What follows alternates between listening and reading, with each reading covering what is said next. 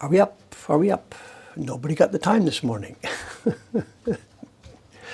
Yeah, cooking. I realized that I had perhaps made a mistake earlier. I mentioned bubble. What was it that boiling for the cauldron? And maybe you thought I was going to be out in Fukui Prefecture this morning making another batch of washi.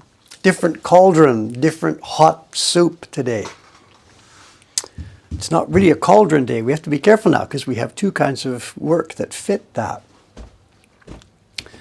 The glue was pre-boiled. It's been in the fridge last night. We did a bunch of sizing here yesterday, but I've got 2 liters of it left over from yesterday. We kept it in the fridge overnight. It's been warming for the past half hour, and I now have to dump it in here. It's already been filtered. It's already been prepared.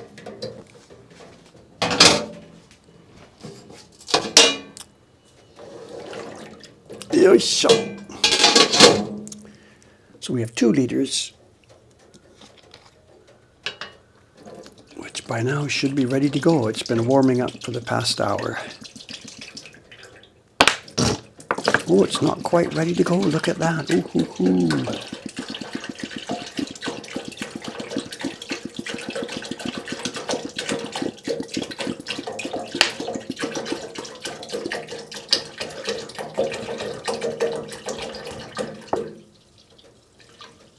Okay, it's not quite ready then. Sorry about that. I thought 1 hour was enough to warm it up. No, it's not quite ready yet. We'll have to chill for a few minutes.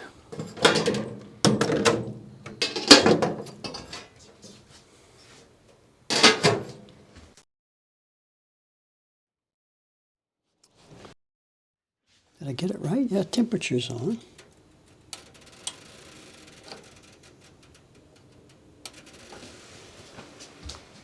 Okay, it's not quite warm enough. You saw it. There was still some lumps of gelatin still in there. So give it 4 or 5 minutes here.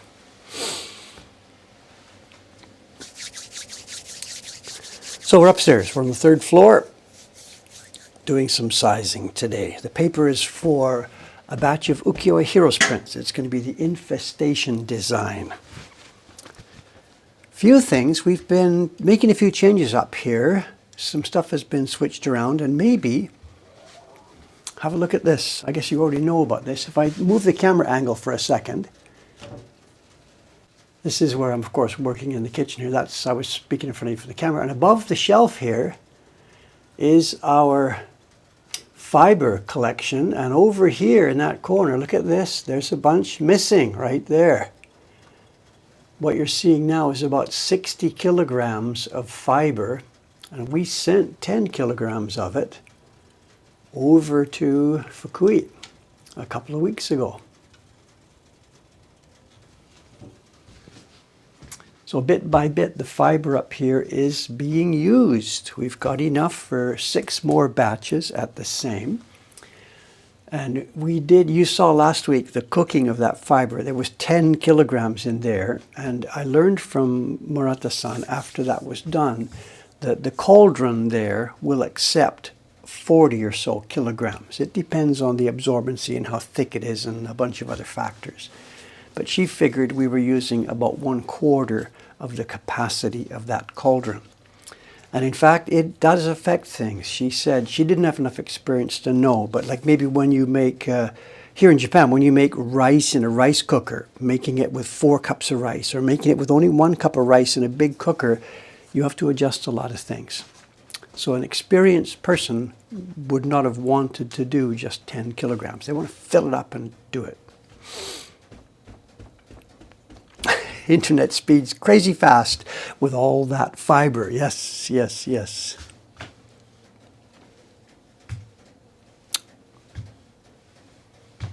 Someone's asking, how much per kilo? We paid too much for it. The year we bought it, it was a bad year for mulberry fiber. The weather had been bad, and we were expecting even a worse year the next year. So prices in the market were way up. We paid something like, I forget exactly, 6,500 yen per kilogram. And that was way over. It's way more than what it's worth now. But again, because of weather and because of conditions, it goes up and down, up and down. We bought at the top in a panic situation, so there was no way around it. So, okay, what we're doing today is sizing. no cooking today. We've got some glue warming up right now. And once the glue is ready, I will be putting paper on this sheet, on this desk, and brushing paper. It's not really interesting work. If this is the first time for you here, you're not going to see any delicate carving. You're not going to see printing. You're going to watch glue dry.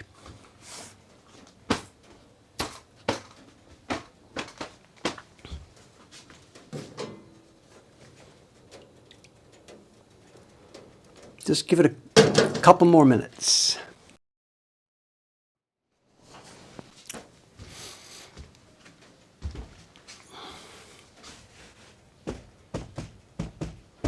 Any swimming today? We are not in Ome.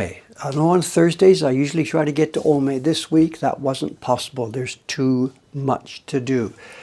I was here Friday, Saturday, Sunday, Monday, and I got no work done whatsoever. The overwhelming crush of people in the shop blew us away. Those days, Friday, Saturday, Sunday, Monday, were the 4 biggest days in our history. Period. Bang. And I have no idea what's going to happen this next coming weekend. I don't know. But it's overwhelming us. I tried to do video editing yesterday, got nothing done. No chance to get to Ome this week.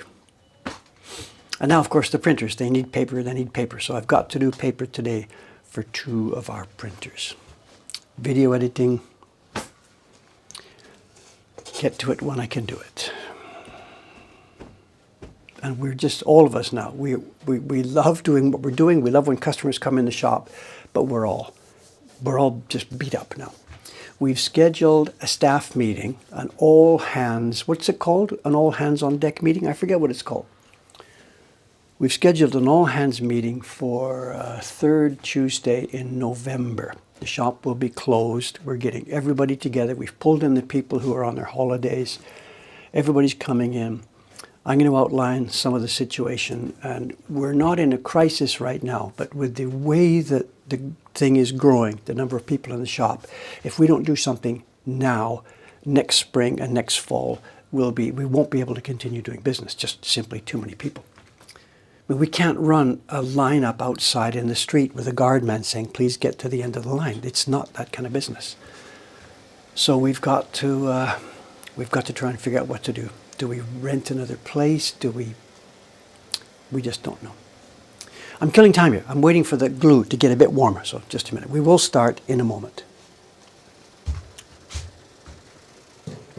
I turned it on an hour ago. It turned out to not be enough time. I'm sorry. I should have taken it out earlier. Someone says raise prices. It doesn't do anything. It doesn't help. It's not that kind of business where you raise your price and it cuts sales a little bit. It wouldn't help. It wouldn't make any difference. It would just transfer more money from people's pocket to ours. Buy out Kobe beef. They're not available. We talked to the people who own the building. Not to kick out the beef people, but the 3rd floor is not being used. So I talked to the young lady. Well, I didn't talk to her directly. I talked to her agent, and he says, nope, she won't rent it out. If we can rent the 3rd floor next door, either our printers can go there or our office people can go there, and we can start using the 2nd floor as a shop. We can smash out the front stairs so that the stairs are internal. Move the front door outwards. People come in the shop. There's the 1st floor. There's the 2nd floor. But she won't rent to us. It's not Instagram. It's YouTube, I think. YouTube. Instagram is okay for us, but nothing special. It's YouTube. Plus, we're doing a good job. We're making a fabulous product. We're promoting it well. Is that what I'm doing right now?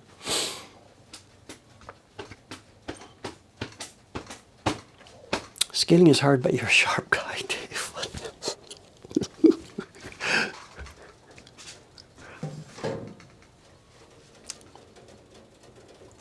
I think we are okay. We are good to go. Let's do this. Also, it's not like it's the middle of winter. The temperature here in the room today we're okay. It's not like the middle of winter, so this stuff doesn't have to be boiling hot. Let's do this. Let's do this. Welcome to our cooking show.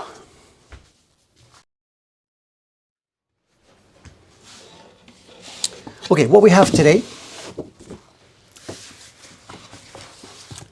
is we have 10 sheets of Takenaga paper. Yoisho!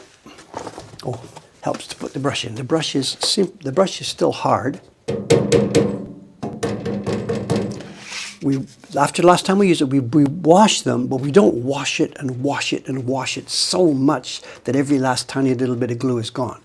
We wash out most of the glue, and it's now going to soften up. Another couple of minutes delay.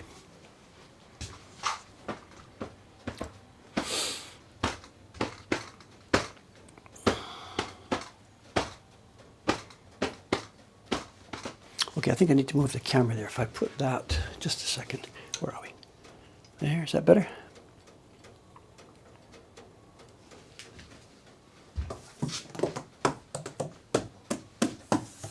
Somebody says for the first time in X years, Mount Fuji doesn't have snow. I think it's a new record since they started keeping records. Yes, they're not really quite sure though, because what they do is, I know, up until quite recently, there was a weather station up there that was manned up until a certain time, then it was unmanned. And the question of when the snow cap starts isn't decided by somebody up there seeing snow. It's decided by watching Mount Fuji from a place X kilometers away. There's weather stations nearby it. And some years, it's cloudy. Whatever, there's no, Mount Fuji with no snow. Cloudy, cloudy, cloudy for 2 weeks, cloudy for 2 weeks. They open the clouds and there's snow. So they don't always know the exact day that snow fell up there. Because it happens, of course, when it's cloudy.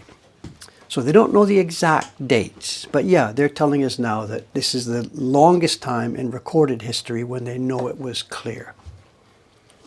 But the dates are fuzzy. Anyway, we know why. We know what's happening. It's not a secret.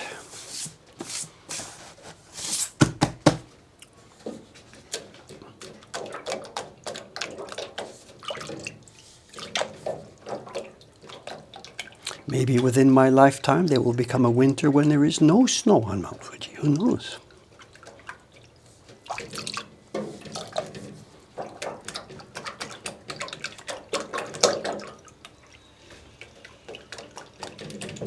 Okay, this brush is fun. I know we have a bunch of brushes.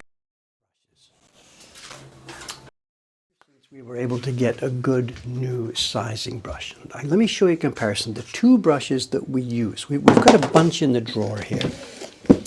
We've ordered different brushes. We have people try and make brushes for us. Buy it, try it, test it once, no good. We've got another one here. Buy it, try it, test it, just doesn't work. I keep falling back on the same two brushes that we use. This one was made, I bought it from Miyagawa here in Asakusa before he died. He's been dead, I don't know, 15 years or something. So this was one of his last brushes. I'm not sure if he actually made it himself or if he bought it in. And it is picture perfect. It's the right length of fiber of hair and the right body of hair. The one I'm using today is one we've made ourselves using two smaller brushes from Kanaya down the street here. And it seems to work very well, but it's funny. It's not, the hair's shorter, but the hair is more bulky. So we sort of get the same amount of liquid being carried across the paper. This one, because the hair is long, it tends to drop more liquid at the beginning and then run out towards the end.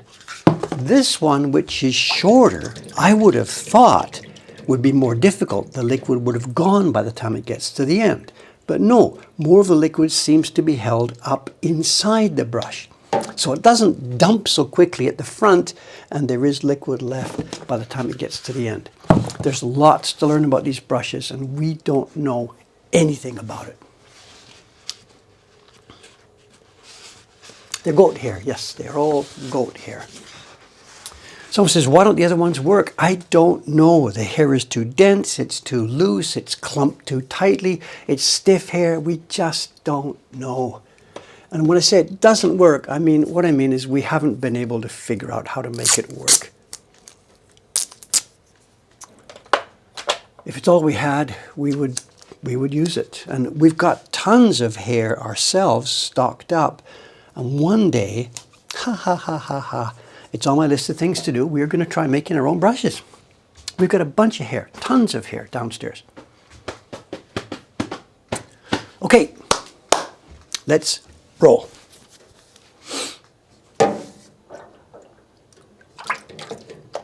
fluff, fluff, fluff, fluff, fluff, fluff, fluff. Push, push, knock off. One, push. Here we go.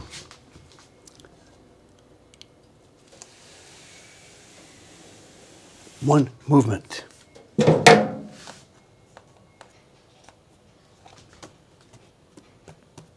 Looking good. We can see lots of spots. My God, there's so much chili in this paper. When you make it wet, it shows up so much more. You can see it. It's so visible to me. There's dots, black dots everywhere, all over this paper.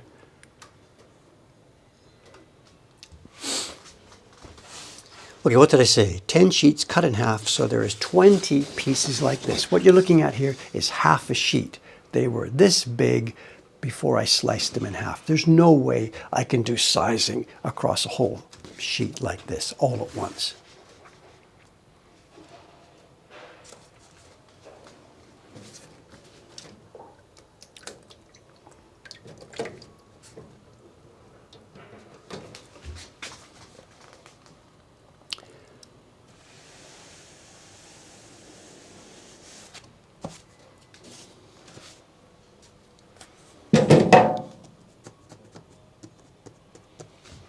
Looking good, I think.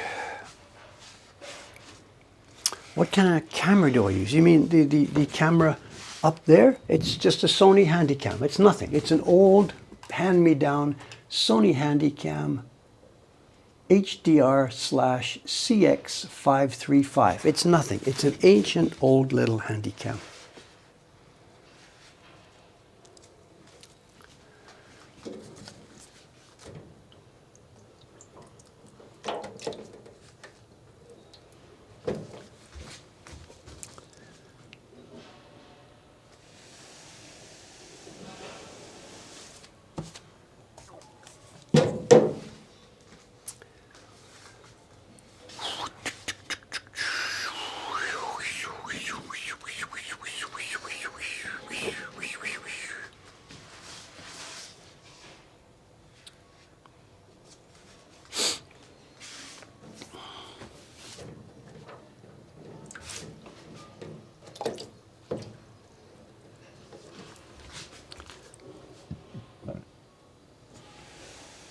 Oh, hit too much there. Oh, keep going, keep going. Oish, oish, didn't quite get enough there.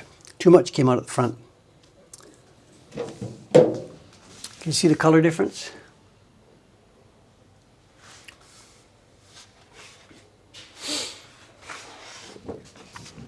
So I'm saying, is the whole large sheet a standard size? There are a number of different dimensions of Japanese traditional washi.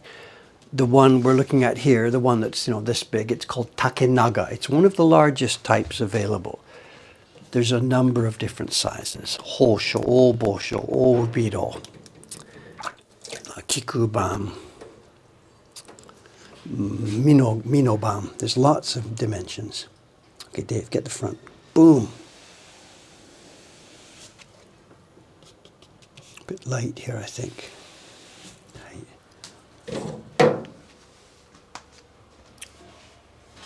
Oh yeah, I'm supposed to mention this. Straight Edge Dude, I know, the gentleman from Portugal.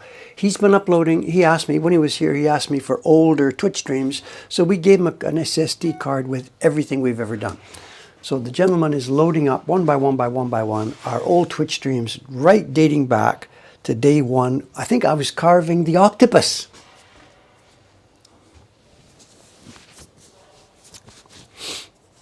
Is there a link? Where are they? I don't know. Somebody's got a link. I know. YouTube, it's called Straight Edge Dude. Somebody just put the name there. I have mixed feelings about that. He and I chatted about this, when he was here. I myself wouldn't do this, upload the old streams. But, whatever. All information is good information, I guess. I'm a little... I feel a bit weird that everything we do on these streams, every word I say is being preserved for future generations. I mean, give me a break. Give me a break. Could the sizing be done in Ome and then I could move printers to the third floor? You're mixing up a few things. I could do sizing in Ome, but if I move all the gear there, then I have to do sizing in Ome. And the printers are on the third floor. The printer's room is there. We are going to see the printer's room in a minute. The sizing here is not disturbing anybody.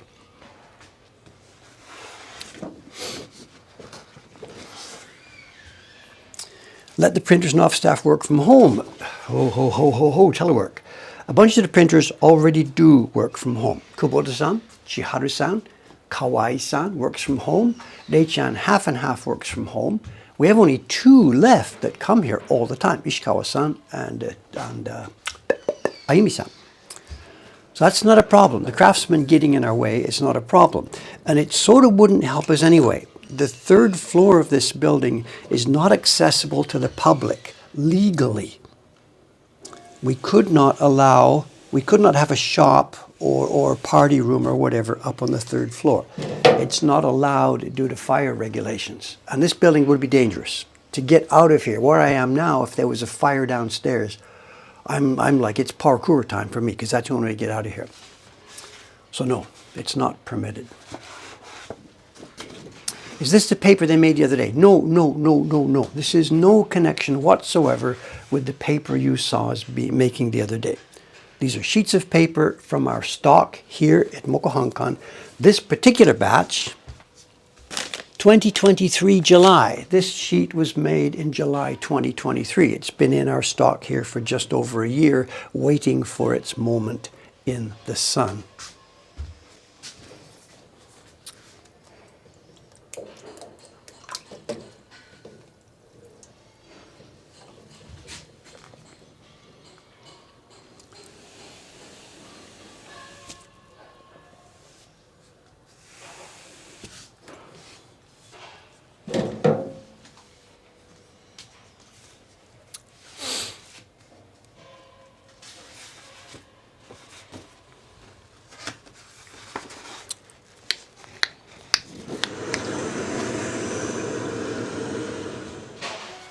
Someone's asked a very, very good question here, one that we think about a fair amount and we're not sure how we can test it.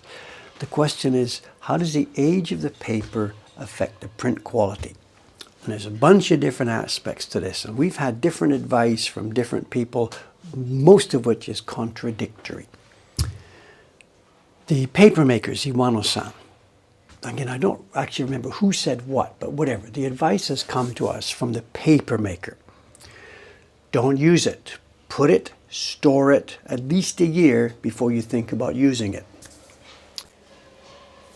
We've had this advice. We've also had the opposite advice. Fresh, nice, soft paper from the paper makers is the best paper for making prints. Whatever. We keep the paper in an unsized form. The paper from the paper makers, when we go through to hang it up, maybe I can take the camera and show you our paper stock, or maybe not, I don't know. How the paper would preserve and how it would degrade and how it would change in its unsized form is totally different from how it's going to do it in a sized form.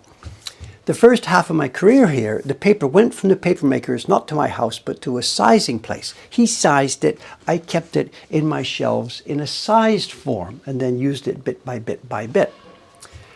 But that obviously, full of glue, is going to affect how the paper lives and degrades over time.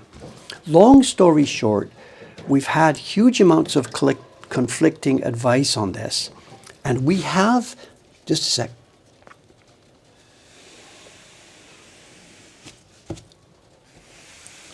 We have no real way to test it. How am I going to A/B test this? Okay, a new package of paper comes in from the printers, from the paper makers right now, bang, today. We grab a couple of sheets, mix them up, do it, test it.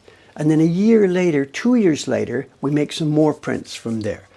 Different paper, different printer, different environment, different what.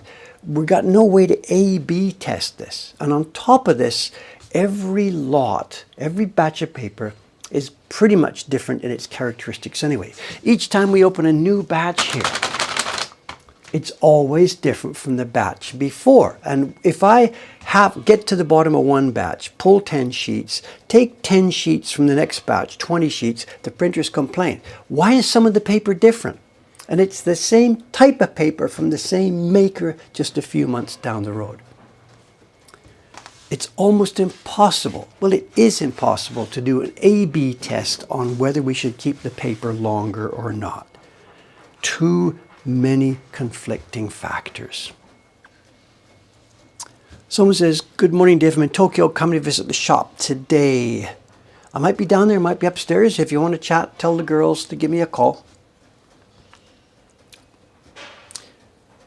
The second floor, yeah, you're right. It's offices and collection, second floor. And we are hiring another person next week to go on the second floor. The staff will increase by one. There's now 1, 2, 3, 4. There's four people full-time up there. One shipper, helper lady that comes in once a week. And we're hiring one more next week. Printers are on the third floor. Someone says, "Is the paper difficult to make to a uniform standard?" Well, if we wanted to buy factory-made modern paper, it would be very uniform. We're sort of getting what we wanted. We want handmade traditional paper, but that means inherently that everything differs from lot to lot. The weather while the fiber was growing, the weather while the fiber was being prepared, the weather and feeling while the paper was being rocked. It's too variable.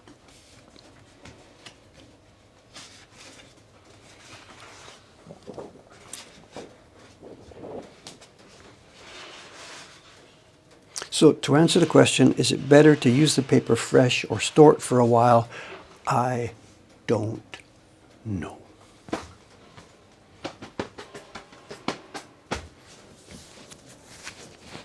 For what it's worth, I can report that we have sometimes used the paper right from the paper makers. It works. You size it up, print it, yeah, it works. Pretty much like our normal paper. We've also used paper like this. This is 1 year old. We've also used paper that's much more than 1 year old, 2 or 3 years old. You size it up and you use it, and there is no dramatic, palpable difference bigger than what we would expect from a difference in one lot to the next lot. So yeah, I guess there's a difference. Maybe 10 years would make a real difference, but we can't, we can't A/B that.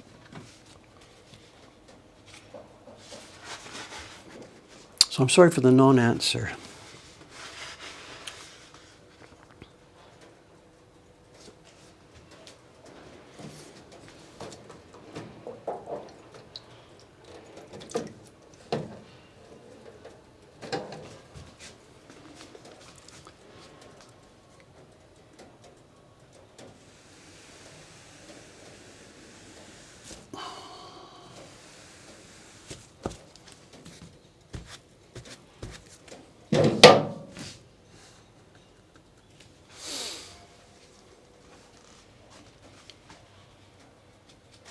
Have we ever tried to print on historical papers from auctions or something? I have indeed. I've made prints on papers over 200 years old. We can't get any kind of a stable supply of it, so I can't do any edition, and we can't do that for something that's in our subscription series, whatever. But yeah, whenever old paper comes up on Yahoo Auctions here in Japan, I do bid on it. Most times the paper is too foxed or too moldy, and every time the price goes crazy high. If it is good looking Hosho paper that's clearly pre-war, the price goes skyrocketing insane. Way higher than we can afford to use it for work that we're going to sell. I do have a few prints, not something for sale, but some prints I've made for my own experiment on paper that's over 200 years old. We know it's over 200 years old. I don't know if I can tell the story. It's an awful story. I don't know. I can tell the story. It's nothing bad. I know. This is 20 plus years ago. Dave is in one of the shops downtown. I've told this before. Dave's in one of the shops downtown that sells old prints. Print dealer. Name unspoken. I'm browsing the prints. And the counter where the girl sits and works is right there in the shop. I'm browsing prints. And it's not a she actually, it was a he, it was a guy that day working. And what he was doing was, he's got scissors and a knife, and he is chopping up an old book, an old woodblock book from the old days. It was whatever, published late 1700s, early 1800s. And he's chopping it up. You know, I've told the story then, whatever. So the point being, in between the pages of the book that are printed, which he's going to put in his shop one by one, there's blank pages, and he was throwing them in the trash can. Cutting up an over 200-year-old book with scissors and throwing a third of it, the sheets that were inside the other sheets, throwing them in the trash can. Long story short, you know where this is going. I'm like, so I got the paper, took it home, and I used some of it. I used some of it for test printing. I printed one of my old Surimono reproductions on it. The idea being, could I actually fool people into thinking that this print I'm showing them, look at this. You can tell by the paper how old it is. Could I fool people? And I did. Every single time I showed people that print.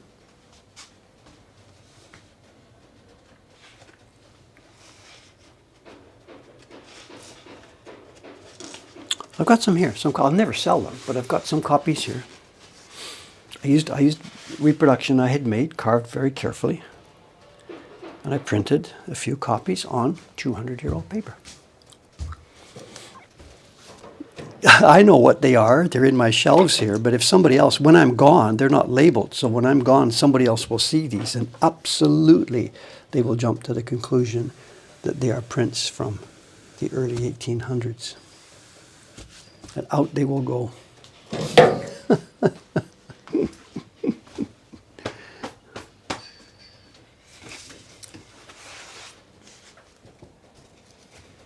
Does the old paper get expensive because people make fakes? Not anymore. There's nobody, it's not possible. If you go back around 100 years ago, the Takamizawa people, the pre-Takamizawa people were doing that. They got old paper and they made fakes and they sold them. There was a massive business in the late Meiji for faking old ukiyo-e. It's no longer possible because there's no carver on this planet that could do that anymore. And there's no printers with the taste to be able to do it. And just printing on old paper is not enough. I mean, of course, the modern pigments would show the wrong X-ray signature or something or whatever, you know. It's really not possible these days now to start from zero and make a fake of the Great Wave. It's just not possible. It's just not worth it, you know.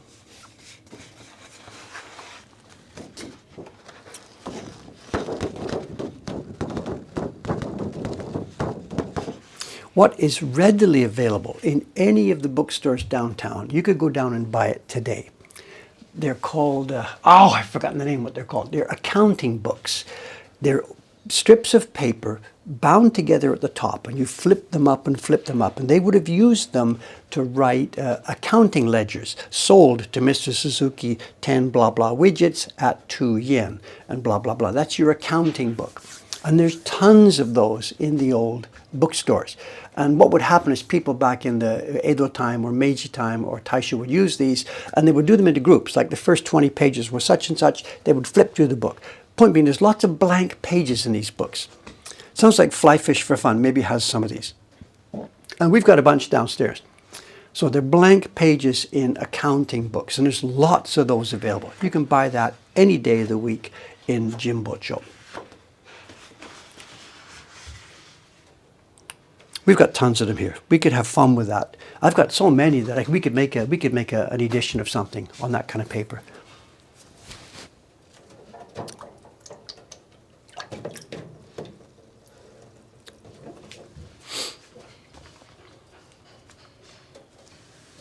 I forget what they're called, those accounting books. Ow! Somebody gonna remind me, somebody Japanese? What are they called?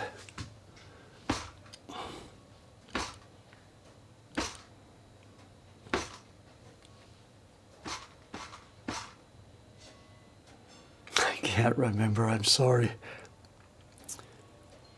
Kaikake chobo, that's the modern word. There's an older, no, that's a modern term. You're right, that's the modern word.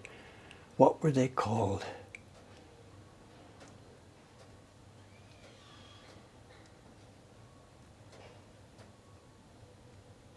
You'll have to take a rain check. I'm sorry. Daifukucho. Somebody's got it. Someone's got it. Hi, Dome PC. Thank you very much.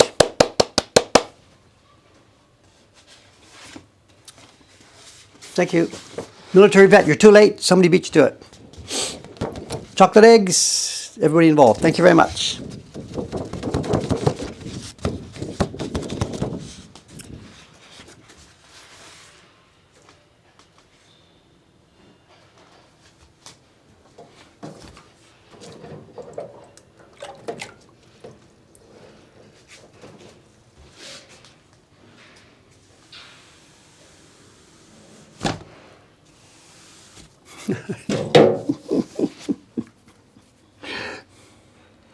Let's see. Let me swap out here just for a second. If I go to Yahoo Auctions,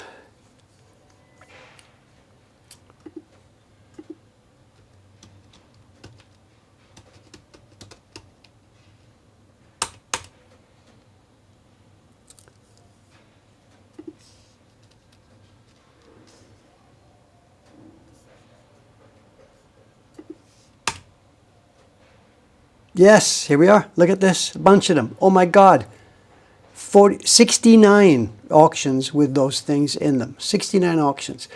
Here's the what to search for. Here's your term in Japanese. If you go to Yahoo Auctions search page, put that in. At the moment, there's 69. There's torn pages, there's loose pages, there's full books. Most of them are going to be full. It's not common to find an empty one that's never been used. Oh, there's one. And of course, I have no idea how old they are. Any given one is going to be Meiji, it's going to be Taisho, they're all dated. There's a pile of scrap paper. Look at that. Whatever. Good luck bidding on those tonight. The thing is, the paper that those are made of is a thin, cheap paper. It's not like what we're dealing here. This is rich, thick Hosho paper. Those Daifukucho are made with very thin, disposable type paper. But they're fun. They're fun. No, the paper's not the same quality as now, of course. It's not printmaking paper. It's cheap, thin paper for accounting books. But you can use it to have fun with. Or not.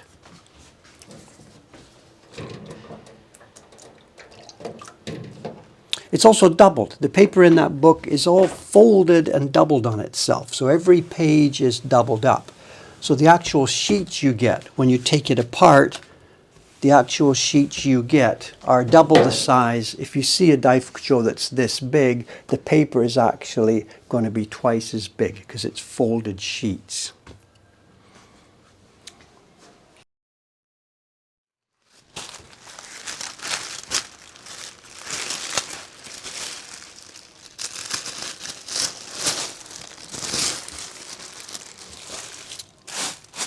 Okay, time to flip out. We're halfway through. Daifukucho, I cannot remember anything these days anymore. Ready, so away we go. One day we'll drop it. One day. So far, so good.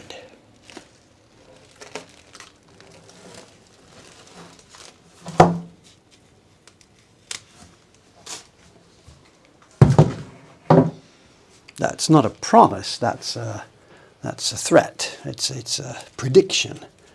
One day we'll drop it. Not a promise.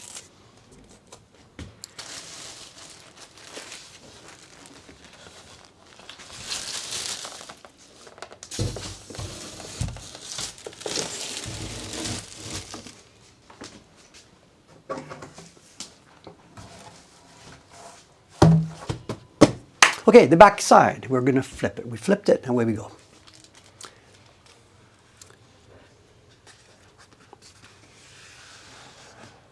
It's feeling pretty good. I got a good coverage, I think. I think. We'll find out when the printer starts to print it.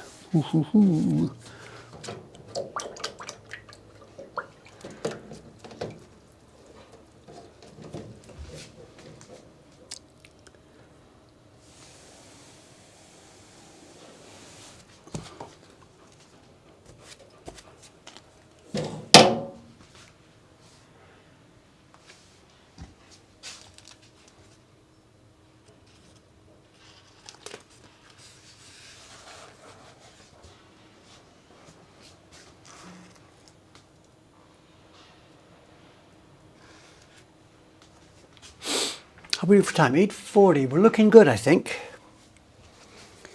How many prints? We're going to make 1, 2, 3, 4 from each one of these sheets. It was 10 sheets cut in half, so we're going to make 80 prints. This is going to be the Ukiyo-e Heroes Infestation print.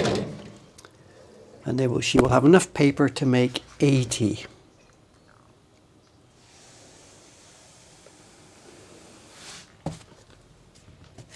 These are going to go to Kawai Chiharu-san. She lives up in Nagano. She's an outside printer. When's the next video? Coming in a week or so, but there's been 2 recently. You know, I did one in August and one in September. I've missed October, but it'll go up real soon. In fact, there's 2 more coming very soon. I'm in the last stages of editing for both of them. One is about the old Adachi workshop, and the other one is the long video with Taran-san, the 5-hour marathon for making a print together. Those are both coming up quite soon.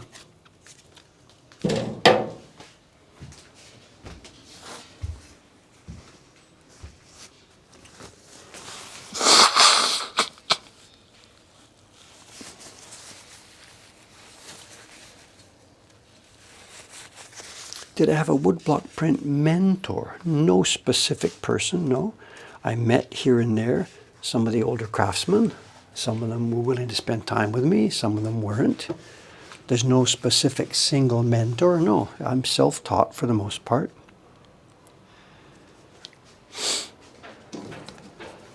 That video, Remembering a Carver, it looks like that old guy, Ito-san, Ito Susumu-san, was he my mentor?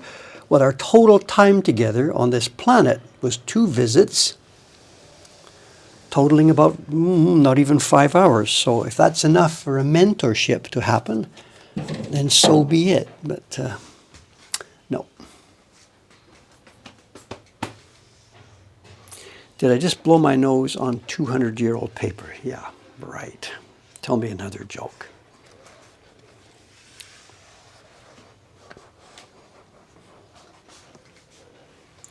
No, he wasn't interested in teaching anybody. It wasn't his job, wasn't his function. He had no kids to do it. He had no apprentice. By the time I met him, he was well into his 80s. There's no way he was going to start that. I got some of the other craftsmen to get together and ask, Ito-san, will you please spend time with this guy? And he had other things to do, like enjoying life and getting to work done, you know. He happily complied with those 2 TV programs we were on together. But that's that.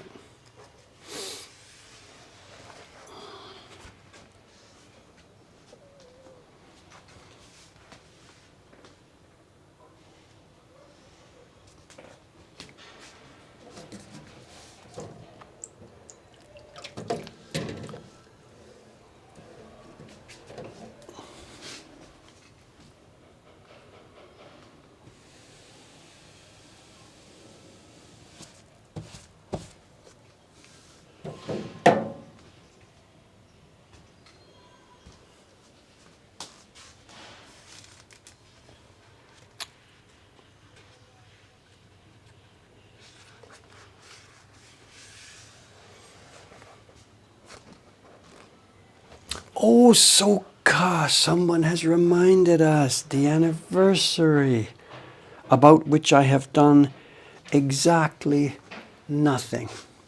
I'm sorry, I have done exactly nothing. Nothing. It's just been October. You know, I shouldn't have even mentioned it a few weeks ago, 10th anniversary. Our Asakusa shop was set for officially opening November the 1st, 2014. We got the key to the building September the 1st.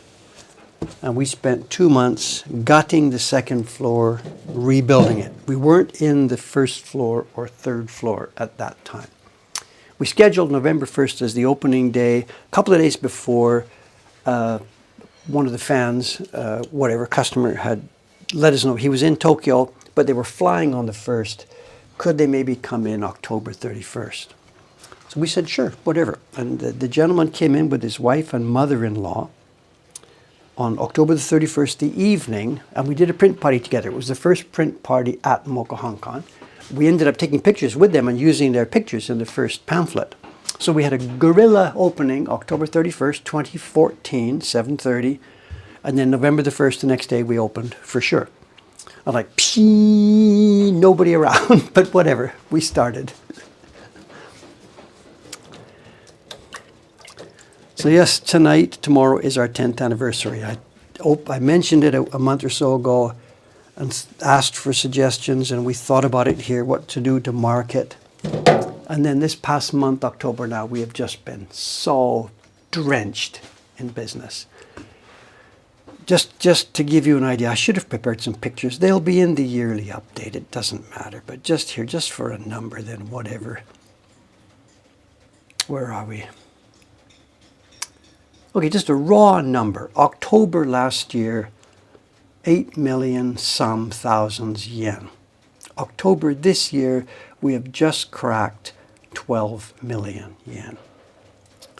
So it's whatever it is, it's 40% up again year on year. And I'm happy. I'm sitting here grumbling. I'm happy. Does Japan do Halloween? I'm not going there. Some of the other people on the chat can talk to you about that. I am not going there. Other than to say, when I first came here, nobody knew what Halloween was. And now it is becoming a massive, massive social problem. I shouldn't get into it, whatever. Just Google some of the Japanese newspapers this week.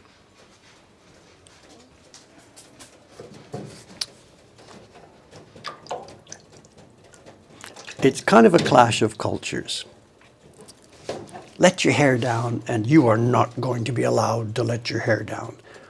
Kind of a thing. That's a little bit of an oversimplification, but whatever.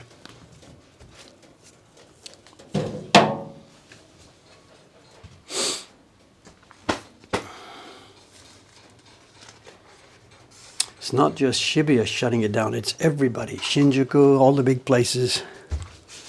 And what's happening, John? I don't know if you know about this. John's giving us some news here about the big major urban centers here in Tokyo shutting down. No drinking outside, don't sell alcohol after 5 o'clock, blah, blah, blah, blah, blah, all kinds of rules. But in response to that, something is now happening. The theme parks, not just the big ones, Disneyland or whatever, Disneyland's got a new rule this month. You're allowed to cosplay in the park. Normally, you can't come in the park if you're dressed as somebody else. They're encouraging this. Kids can't do Halloween, young people can't do Halloween out on the street, so the theme parks are all opening up with special events. Come on in, do your cosplaying and whatever. It's nothing to do with trick-or-treating, it's, dressing up and play acting and stuff.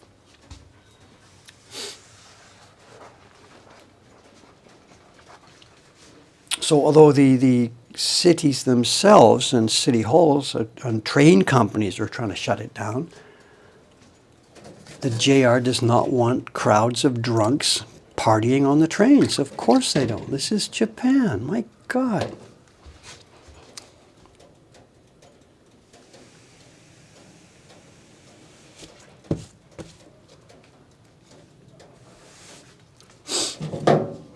It's a big, complicated thing. And it's changing as we speak, whatever.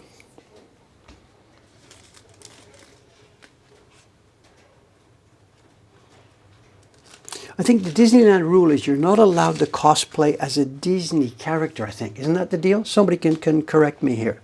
They've opened it up this month. They've taken their normal rule aside this month. But I understood it, I think Tokyo Disneyland, you can dress up, but you can't dress up as a Disney character, I believe. If somebody knows more about this, they can correct me.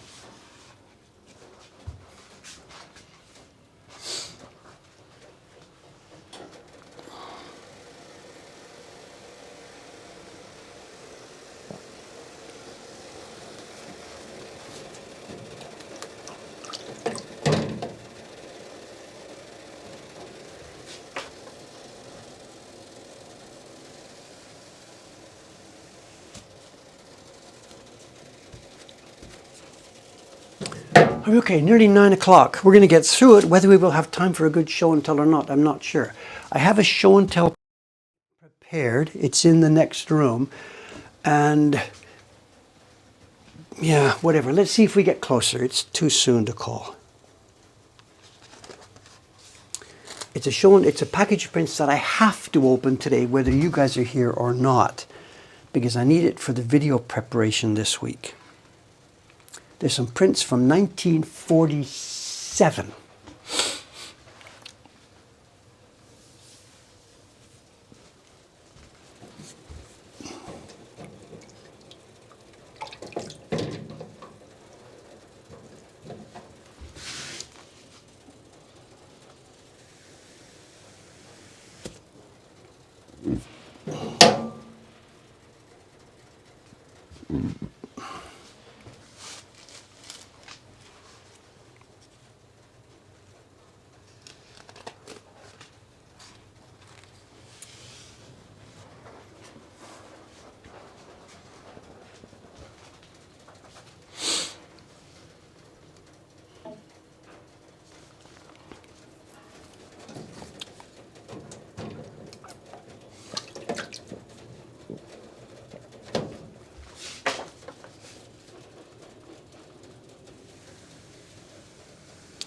Looking at the way this has come out, I am going to, when I send this paper to Chiharu-san, the printer, I'm going to ask her to print on the back side. And in fact, before I send it, I'm going to put it in the press.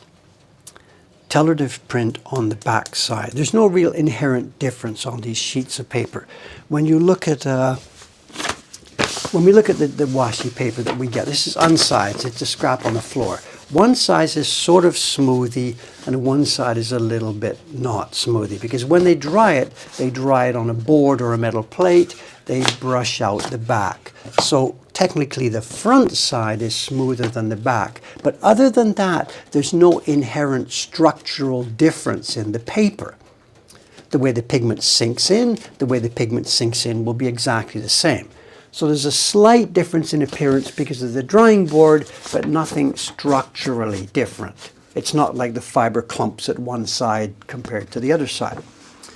And because of the way I've put the sizing on here, I think I got it a little bit light on the front side. And I'm getting it a bit thicker and richer on the back side. And the print she's making is going to have 3 or 4 layers of overlaid background color. So I'm thinking the sizing on the front side might be a bit too weak. I should have maybe thought about this before I started. I was just thinking about it now. We're chatting about Disneyland and whatever. I'm thinking, So I think I will ask her to print on the back side. Nobody will ever know. It makes no difference to the finished print. You would never, ever in 100 years be able to tell. The action of the printing baron flattens it completely. And at that point, there's no longer any difference whatsoever between front and back. But I think I've got the sizing a bit stronger on the back side, and I think she will need that for this. How will she know front and back? We can see the difference. And this sheet I'm holding up now, I can see the difference. The front side is a bit smoother than the back, and the back has a few brush stroke marks where the drying brush brushed it onto the drying boards. So normally a printer will get their package of paper from me and they will look at it, let's do this, and they will print on the front side, normally.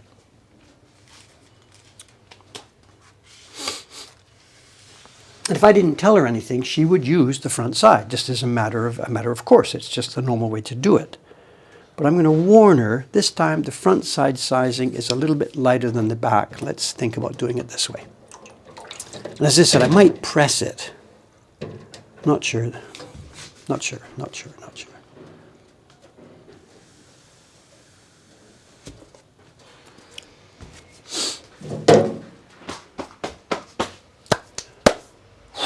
Okay, what have we got left? We've got 1, 2, 3. We've got 4 sheets left, and then it's panic time.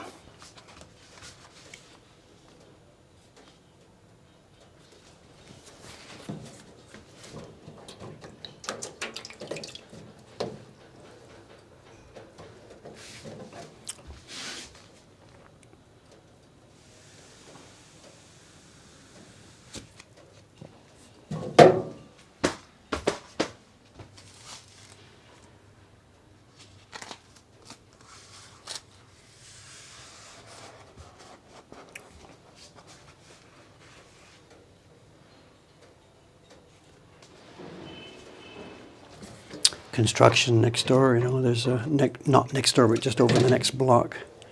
There's a massive, I think it's a 15-story hotel going up about 2 blocks away from here.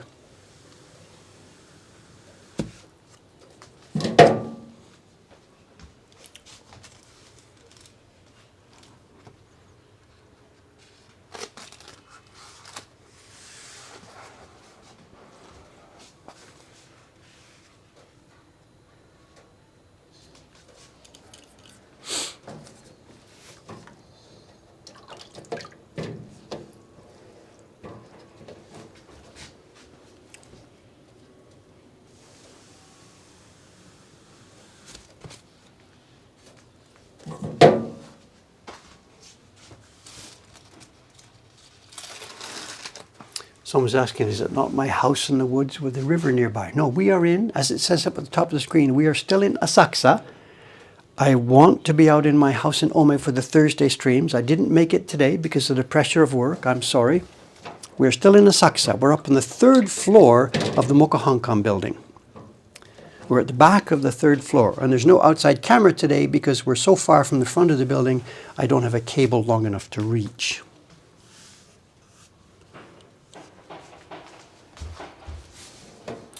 Okay, cover this up so it doesn't develop a skin. Put the brush in a bag. I will wash it after finishing the paper hang-up process. That can just wait there for a minute. I might have a crease on one of those, I can't see. Okay, it is now officially panic time. We are going to move to the next room. Here, the mods and stuff can explain. I will just get busy doing it. The mods can explain. Partway through, the main video will go down because I have to unplug the camera. Don't panic.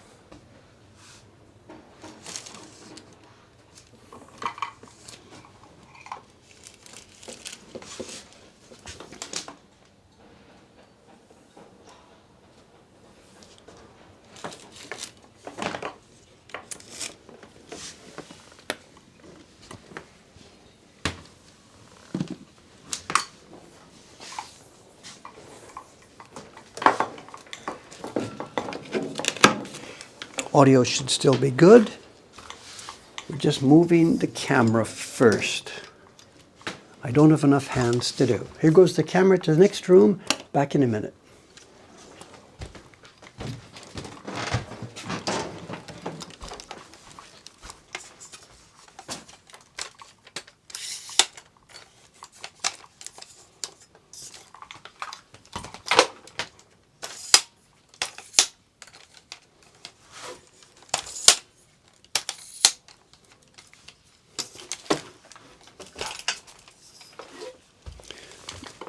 Power for the camera in, video connection for the camera, ready for the computer.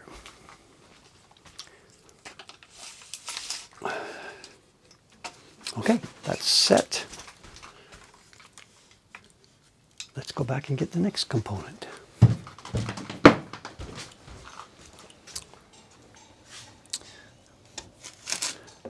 Power off. The computer is now running on battery.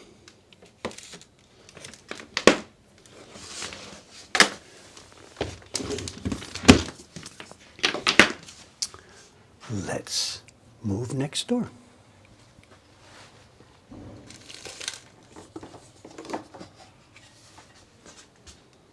We're set to go, right?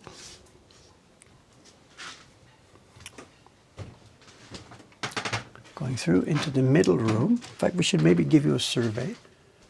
This is the middle room. It's full of pieces of wood and blocks being made and all kinds of stuff. There's where we're headed for.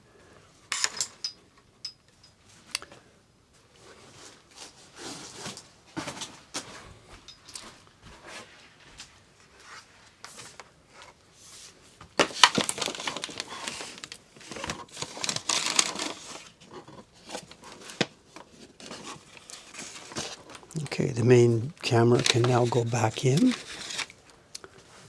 Boom. I also have to remember to hit the chat settings to make the font size larger because I can't read it.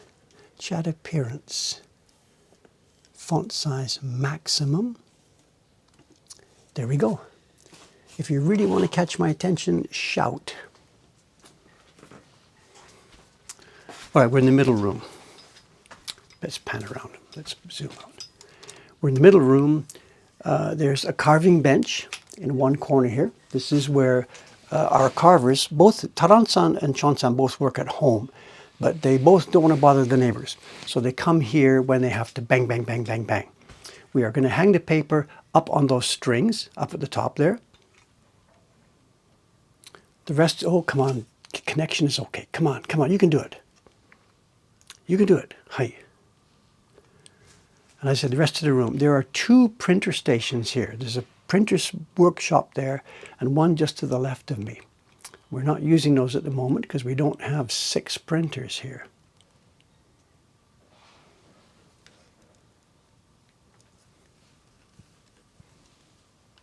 Okay, last step, I will go and get the paper.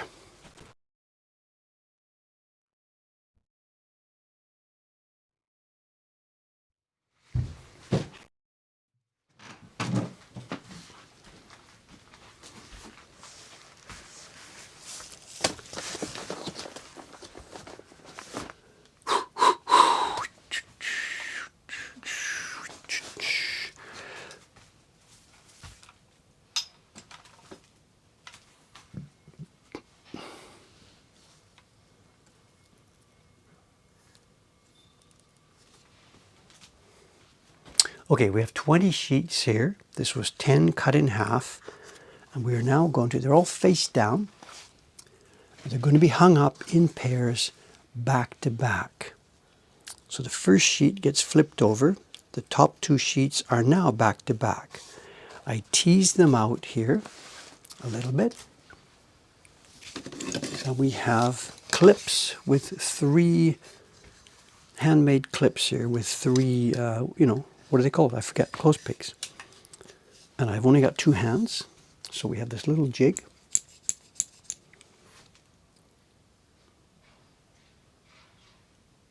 Clip them in. And this now goes up on the strings that I showed you a moment ago.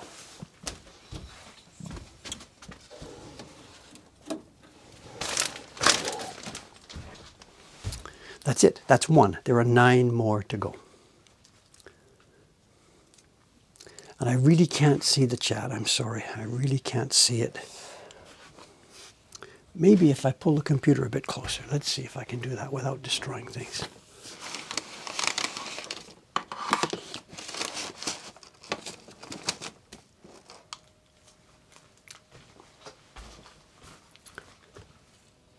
Yeah, it's better. I can see it. The problem is it's my glasses. It's in between where I need to do glasses. Have I flipped this?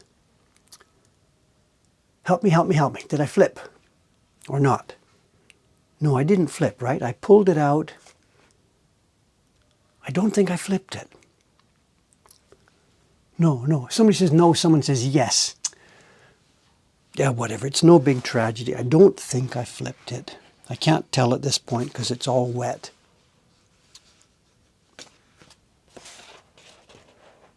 I think I did flip it.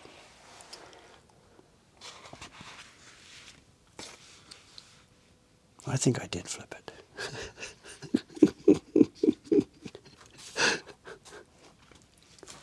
The VOD will tell. It's not a tragedy either way, because as I said, I do them back to back in case some of them stick together a little bit. It is our recent experience with this kind of level of glue that they are not sticking together. So it's not a tragedy. If they were really wet and dripping and sticky, I would have to really be much more careful with it. I think we're okay. Chat's 50-50. Well, the VOD will check, the VOD will tell us later on. Flip.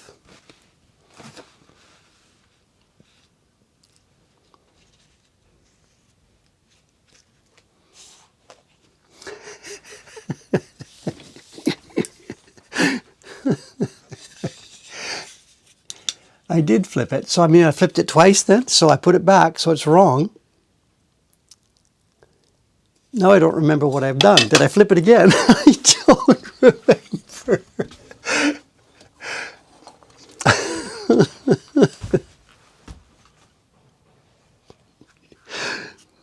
Ready. Everybody's paying attention now for sure, including me. There'll be a test later. Watch carefully.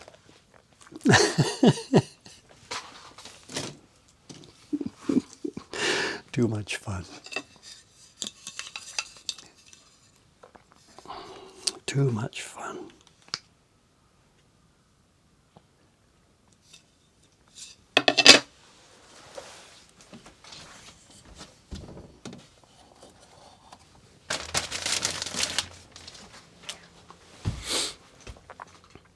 I think we've got a pretty good job on the sizing. On when I use the larger sheets like this, it's much more difficult than with the smaller ones. But can we see the translucency here? You can see my hand through this thing. There's a little bit of pattern on the paper. It's not 100% saturated with the liquid, you know.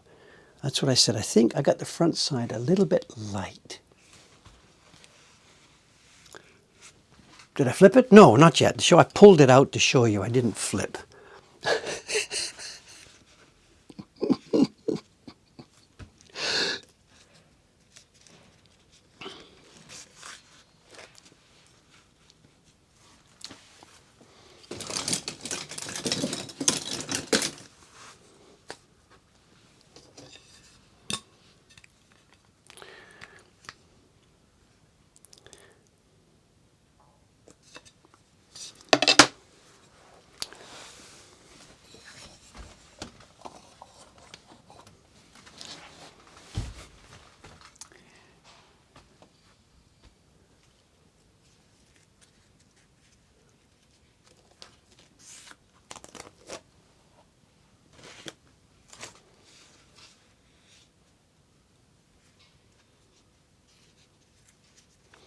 I hear people moving downstairs, so it must be after. Yeah, they come at 9 o'clock. Who's here today downstairs? Watanabe-san, the flea market manager. Nami-san, the subscription manager, she's off today. If anybody ordered prints overnight, they won't be getting an email because Naomi-san is off today. Yamada-san, the accounting boy, is here. And some of Watanabe-san's helpers who help get the works photographed and up into the catalog, they're here today. And then in the shop, there will be 3 people down in the shop. So we've got 1, 2, 3, 4, 5, 6, 7 staff members here today.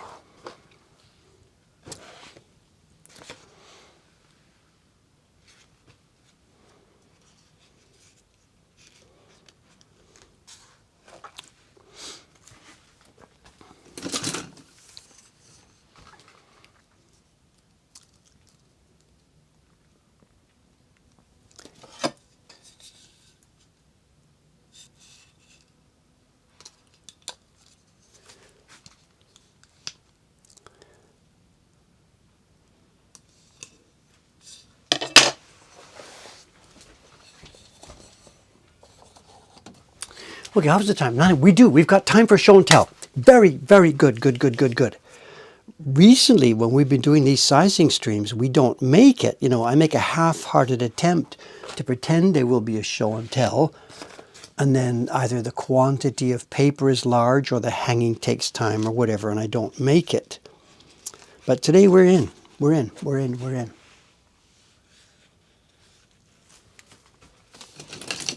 I'm glad I prepared. You know, sometimes when I'm thinking for this sizing streams, they won't have time for show and tell, so don't bother even getting anything ready. Today I did prepare, and we are going to have a chance to look at some prints from the late 1940s. And they are kind of important to me. Well, we'll explain in a minute. Let me get this finished first. Count the flips, count the flips.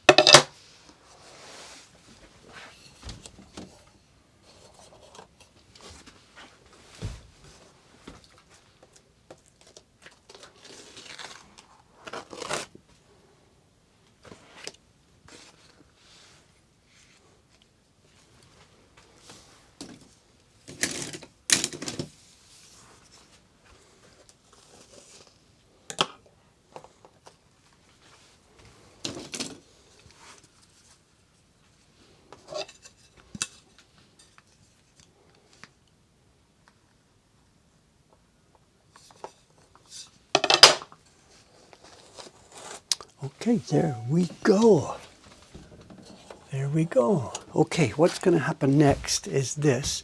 We're going to not seal. We're going to close the room. I've got plastic. You can see it here. I've got plastic. And the room is not, the little corner is not sealed, but it's basically closed off. Now we're not in winter yet. It's still mixed weather, so I'm not going to put the humidifier. What I want is this paper to dry slowly over a bunch of hours. So step one, we're going to close off the room so there's no airflow. If it's a really dry day, I will put the humidifier on so that the room gets a little bit full of light, moist air. Today we don't need that. It's still, it's a rainy day, I think, not sure. Okay, we have time for show and tell. Now, how are we going to do this? Actually, first, let me close the doors, because I really should close the doors to stop the airflow.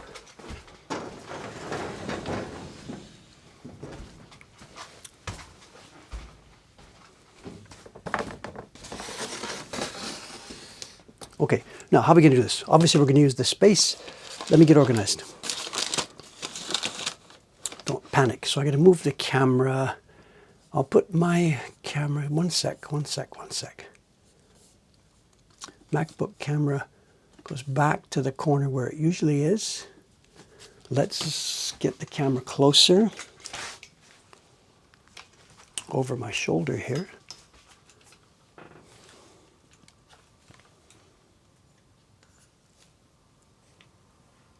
We can do this, right?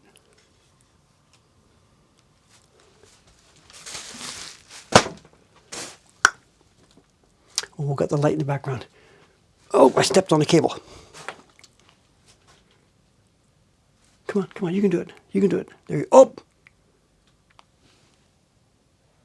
It's okay, come on. Consumer grade electronics, jeez.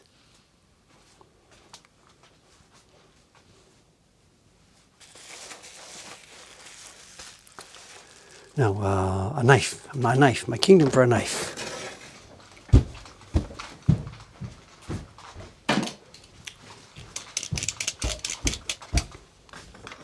Okay, first of all, your socks are safe. This is not going to be a staggering, oh my God, look what this glorious thing is or found. Mostly the value in these prints is value to me. We're going to see 4 or 5 or 6 prints made in the late 1940s by the Adachi company. But they don't have the name Adachi on them. The reason they're important to me right now is because the next video on our channel is going to be the upload that we saw on this Twitch stream a while ago. The video, the movie of people working in the Adachi workshop in the 1950s.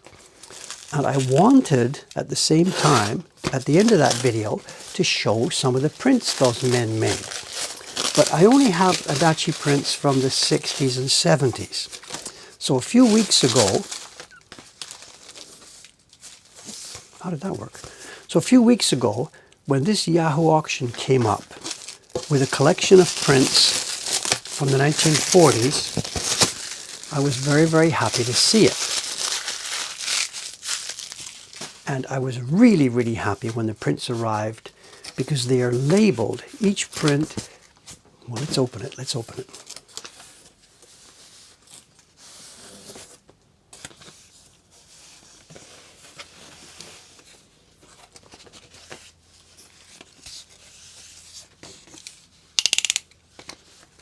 just flip the deck over to start with this. I think there's 5 prints here. And here's the deal. It's got the stamp of the Tokyo National Museum here. And it says, of course, published by National Museum. This is the Kokuritsu Hakubutsukan in Ueno Park. It's got the title of the print here, and it tells us Seisaku Kantoku Adachi Toyohisa. And the date is here, Showa 24. Showa 24. There's different dates. Some of them are Showa 22. Some of the next here. That one's Showa 22. This one's Showa 24. And this is the crew of people that we saw in that Adachi video and that you're going to see in a few days when I get it uploaded to YouTube. This is Toyohisa Adachi and a bunch of his craftsmen. But the name Adachi Company doesn't appear here. This is post-war publication by the National Museum, and they obviously approached the Adachi Company, but they didn't let them use their name. It's Toyohisa Adachi Kantoku. Kantoku is the word we use for director. Steven Spielberg, he's a kantoku. Akira Kurosawa is a kantoku. This is not a movie, but I guess what it means in this sense is production director. Adachi acted as the production director here. And the craftsmen, their names are all on the back of each one. And we have here the carver, it's Ogura, how do you pronounce it? Tota. Ogura Tota. Now that's the man we saw in that video. We called him Ogura Hanbei, but here he is not being allowed to use the word Hanbei. This is his birth name, Tota. And I was a bit surprised because he would have called himself Tota until his father died, and he would then call himself Hanbei. But by this time, 1940s, his father was already dead. So I'm not sure why he's not using the name Ogura Hanbei in this one.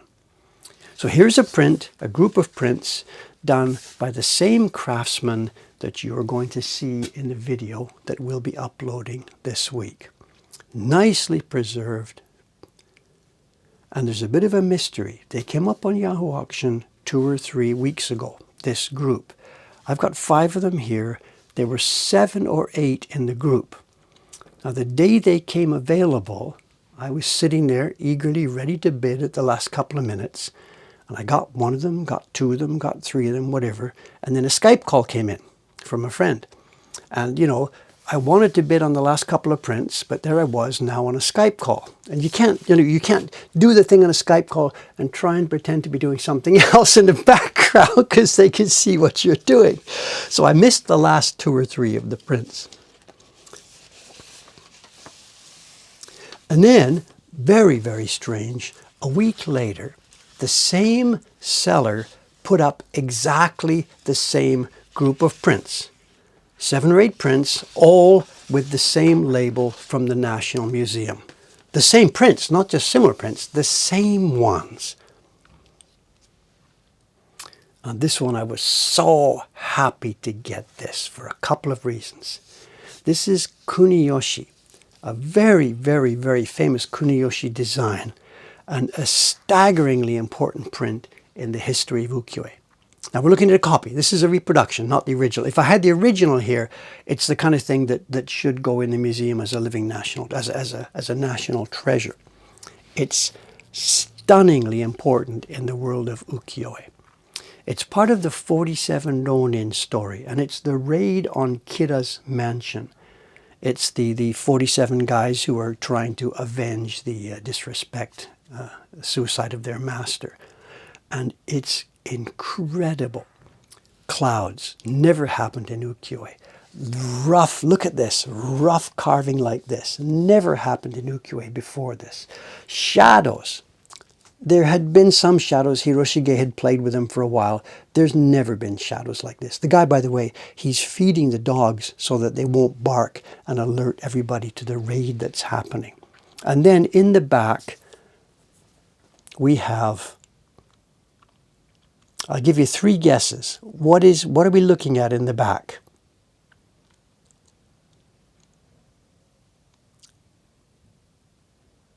Descending geese. It's not the geese I'm talking about, it's the object behind them. This is Mount Fuji. Now Hokusai had done this before. He had played with Mount Fuji, whatever. But this is the first time, to my knowledge, in Japanese ukiyo-e art, the guy said, we're just going to cut this down to the raw symbol. It doesn't matter what it looks like. Boom. There it is. This print broke so many of the rules and conventions of the old ukiyo-e. It should have been much more famous. Almost nobody's ever heard of it. There's another reason why this one is a treasure to me to get. This is the version made by Toyohisa Adachi and his men. I showed you a book a while ago called The Floating World by James Michener. And in there, he talks about the history of ukiyo-e, blah, blah, blah, blah, blah, blah, blah, blah, blah. And he has a chapter devoted to how the prints were made. And this is post-war period. Michener's book was published in 54, 56, whatever. And he talks about in his book how he spent many enjoyable days in the workshop of Toyohisa Adachi learning how the prints were made. And he focuses on one particular print. This one. And he talks about this and explains its provenance and explains whatever's going on. And Michener watched Toyohisa and his crew make this print. And here we are. I have now in my hands the very edition that Michener watched being made by Toyohisa and his crew in the late 1940s. And I've been waiting to get one of these for years. So my socks, I've never owned socks. For you guys, it's no big deal. For me, this is an absolute treasure to own. Anybody who likes the floating world too, this would, whatever. Okay, the men who did this, this is Ogura-san. This is carved by, who is this? Aoyanagi-san. And the printer here, this is Murata Katsumaro.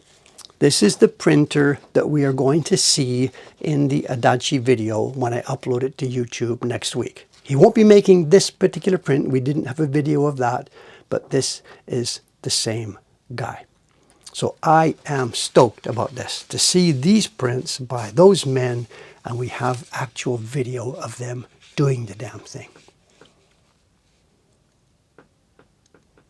This is fantastic. It cost me like 2,000 yen or something. I can't even remember. It was trivial, just free. I think a couple of people bid on them. Nobody else was interested. And beautifully, beautifully preserved. And why the auction guy happened to have more than one copy of each of these, I don't know.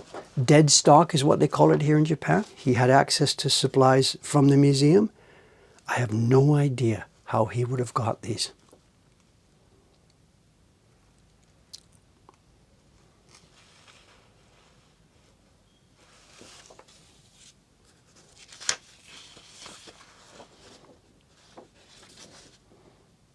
Very nice. These are going to be part of the pride of our collection.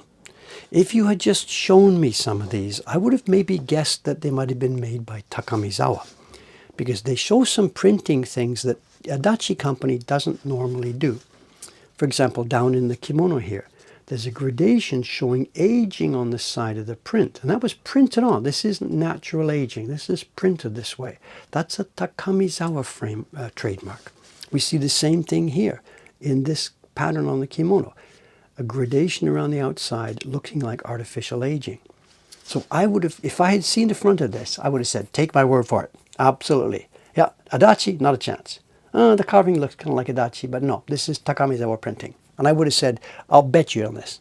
And I would have been wrong. This is an Adachi print. So we're told by the label. Can we believe it? Well, I guess so. Printer Kitajima-san and the carver Maeda Kentaro. He didn't do all that much work for Adachi, actually. He worked hugely for Watanabe. He's the guy who carved, far and away, most of the prints we see from Watanabe and Hasui in this period. He was a freelancer. He wasn't a hired person. I mean, he wasn't a staffer. He was a freelancer. Beautifully made, beautifully made. When we get a chance, I'll give them to Watanabe-san downstairs, and she will photograph these carefully and get them into our collection. And some saying, is this the same paper we watched being made? No, these are antique prints. I'm sorry. These prints were made in the 1940s, before I was born. We're mixing a lot of different things on these Twitch streams. I'm sorry. And you're going to see things that match up and things that don't match up. These are antiques, not Edo era antiques, but antiques. For example, the night raid on Kira's mansion. It was made in Showa 22, published by the Kokuritsu Hakabutsukan, with Kantoku Adachi Toyohisa. Absolute treasure for me.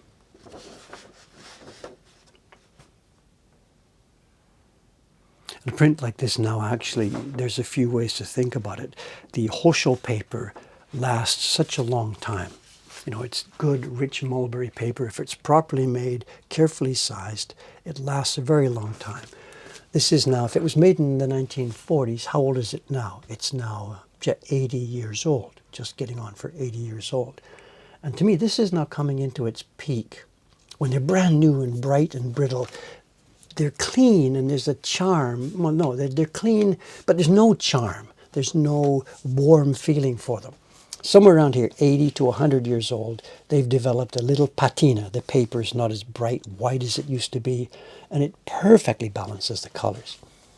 100 years from now, it'll still be okay, but now it'll start to be getting a bit sort of dirty and dulled. The paper will have decayed that much. So to me, about this time, 80, 100, 120 years, that to me is prime for a print like this. So this paper, literally, this print is literally coming into its prime over the next couple of decades, assuming that it's taken care of carefully. And we will be very much taking care of this. Okay, I'm very, very happy that we lined up with our show and tell today. Quite frequently these sizing streams end in a bit chaos and with me trying to struggle to get it all done in time. But that's worked out perfectly today. I'm sorry there was no stream today. That'll hopefully get back next week. It'll depend on the tourists. When the level of tourists drops back to some kind of normal level, whatever normal is, I will be picking up Omi streams again. Please believe me. So maybe that'll be next week. Okay, I'll see you 2 more days from now on Saturday. Hopefully I'll be carving. I'll be carving a color block for the last print in the Kyoto Journey series. Hopefully. They're supposed to arrive, the key block's supposed to arrive on Friday. Color carving is supposed to start Saturday morning. But if she's 1 day late, whatever, we'll deal with it when we get there. Thank you very much. No chance to put the outside camera up today. We'll just have to leave it with this one. Mount Fuji, descending geese to Mount Fuji. Was he trying to tell us something? It's quite possible. There could be some meaning there that I'm not catching. I don't know enough about the Kabuki story. Or maybe he just penciled them in. Why would he have put descending geese? To me, it sort of trivializes it. But what do I know? There's quite possibly a good meaning there. Okay, gang, thank you very much. I'll see you in a couple of days. Signing off now. 3, 2, 1, bye for now.